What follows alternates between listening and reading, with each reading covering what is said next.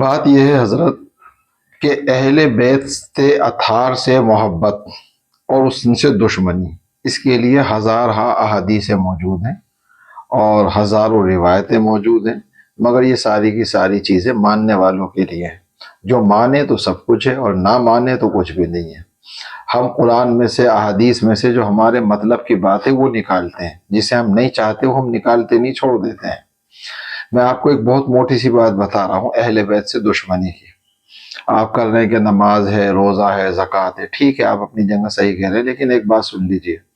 آپ کو معلوم ہے کہ یہ اولاد رسول خانوادہ مولا علی رضی اللہ تعالیٰ عنہ، یعنی کہ کربلا میں جو شہید کیا گیا ہے جن حضرات کو، انہوں نے کن حضرات نے کیا ہے؟ ان میں سے کوئی کافر نہیں تھا، کوئی ہندو نہیں تھا، کوئی مشرک نہیں تھا، اس کے اندر سے کوئی عیسائی نہیں تھا، کوئی یہودی نہیں تھا۔ کمال کی بات یہ ہے کہ یہ سارے کے سارے کلمہ گو تھے، کلمہ پڑھنے والے تھے، نماز پڑھنے والے تھے، اور بڑے اپنے آپ کو یہ سمجھ لیجئے کہ صحابہ کی اولاد تھے زیادہ تر اس کے اندر، اور تابعین تھے۔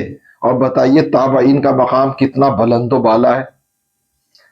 بھئی حضور پاک صلی اللہ علیہ وسلم نے فرمایا کہ سب سے بہترین دور جو ہے وہ اللہ کے رسول کا ہے، اس کے بعد میں صحابہ کا ہے، صحابہ کے بعد میں تابعین کا ہے۔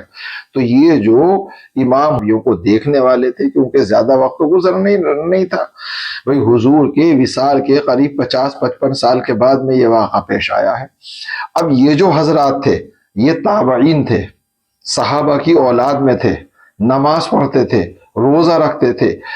قتل کرنے والوں میں 700 حافظ قرآن تھے اور قریب 250 مولوی تھے، اور پابندی کے ساتھ نماز پڑھتے تھے، اور آقا نامدار سرور کائنات پر اور امام حسین کے اوپر درود بھیجتے تھے۔ لیکن ان کے دل میں آقا نامدار سرور کائنات کی اولاد کی محبت نہیں تھی۔ نماز میں سب سے آگے، روزے میں سب سے آگے، تقوی میں سب سے آگے، پرہیزگاری میں سب سے آگے۔ تابعین کا دور ہے، صحابہ کی اولاد ہے، ان سے افضل و اعلیٰ کون ہوگا؟ ان سے زیادہ متقی اور پرہیزگار کون ہوگا؟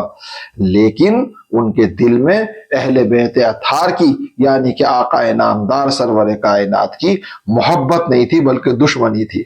تو اب دیکھ لیے کیا ہو گیا کہ وہ سارے کے سارے واصل جہنم ہوئے، اور کتنی خطرناک طریقے سے اور کتنی ذلت سے ان سبوں کی موتیں ہوئیں، ان کو قتل کیا گیا۔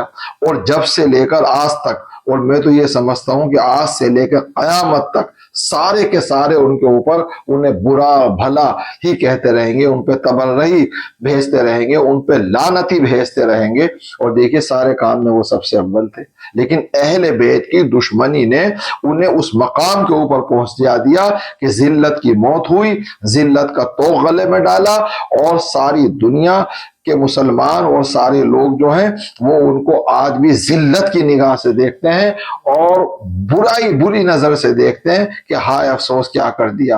اور ایسا لعنت کا توغ ڈالا، ایسا لعنت کا توغ ڈالا کہ قیامت تک لوگ انہیں برا کرتے رہیں گے، صرف ایک عمل سے، کہ اہل بیت کے جو ان کے دل میں تھی نفرت تھی، دشمنی تھی، محبت نہیں تھی، تو سارے کے سارے اعمال جو ہیں وہ رد ہو گئے، بیکار ہو گئے۔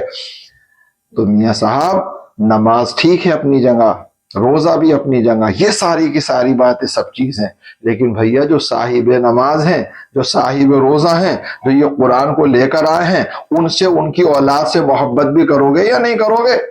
اور محبت نہیں کرو گے تو دیکھ لو انجام کیا ہوا۔ اور جنہوں نے محبت کی اللہ تعالیٰ نے ان کا مقام بلند کر دیا، اور ایسا بلند فرمایا، ایسا بلند فرمایا کہ آج بھی بلند ہے اور قیامت تک بھی بلند رہے گا۔ تو اہل بیت کی محبت جو ہے وہ بہت زیادہ ضروری ہے، ورنہ سارے کے سارے اعمال جو ہے نا منٹوں میں خاک میں مل جاتے ہیں اور پتہ بھی نہیں لگتا۔ یہ میں نے آپ کو پریکٹیکل بات بتائی ہے جو آسانی سے آپ کی سمجھ میں آ جائے گی، ورنہ سوال اور جواب اور احادیث ہے، کس نے کیا فرمایا، کس نے کیا فرمایا، وہ تو ہزاروں ہیں، اس کی تو بات ہی مت کرو، جرنل بات ہے جو آپ کے سامنے ہے۔